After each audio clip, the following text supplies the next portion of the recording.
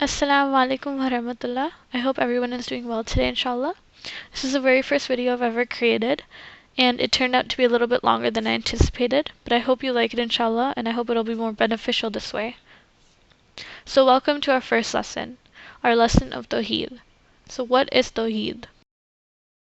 Tawhid is maintaining the oneness of Allah subhanahu wa ta'ala. The word Tawhid literally means unification. So the unity of faith. Tawhid has three aspects. So all these three aspects need to be together to maintain faith and belief. The first aspect of Tawhid is Tawhid Ar-Rububbiyah, which means maintaining the oneness of lordship. So belief that Allah subhanahu wa ta'ala is the one and only who alone created all things. Belief that He alone created the world, mankind, animals, and everything before and beyond that. Now, as Muslims, when we recite the Surah La Hawla wa la Quwwata illa Billah, which literally means there is no movement nor power except by Allah's will.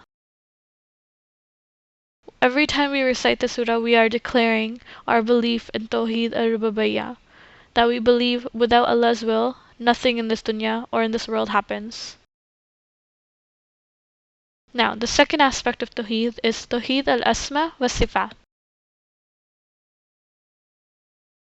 which means maintaining the unity of Allah subhanahu wa ta'ala's names and attributes.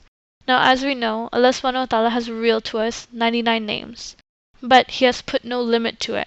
Therefore, there are more names than 99 that He has not told us yet.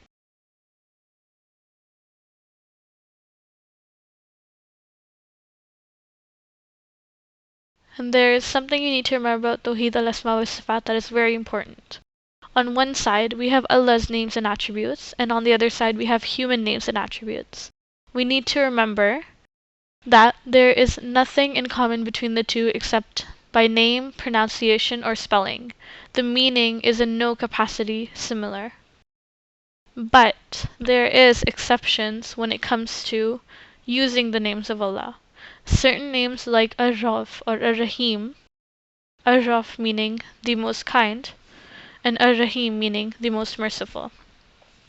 When you add the prefix word of Abd, which means slave of Allah, add it to the beginning of Ar-Rauf or Rahim or Ar-Rahim, these words can be used towards a human. Now there are only certain words that can be used this way. And remember, stick with what He has provided for you. Now, the third aspect of Tawhid is Tawhid Al-Ibadah, which means maintaining the unity of worship, of Allah subhanahu wa ta'ala's worship. Whether that may be via dua, which is prayer, or salat, which is also prayer, another form of prayer. And now some definitions that you might already know or you might learn today.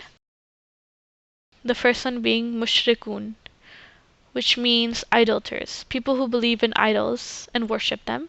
And then there's kufr, which is disbelievers, people who don't believe in Allah subhanahu wa ta'ala, like atheists. And then there is shirk, which is worship shared between Allah subhanahu wa ta'ala and others, polytheism, which is the worship of more than one God. Remember, only Allah subhanahu wa ta'ala has the ultimate right to your worship, your love, your fear, and your trust. Also remember, Tawhid Ar-Rububbiyah, Tawhid Al-Asma wa Sifat,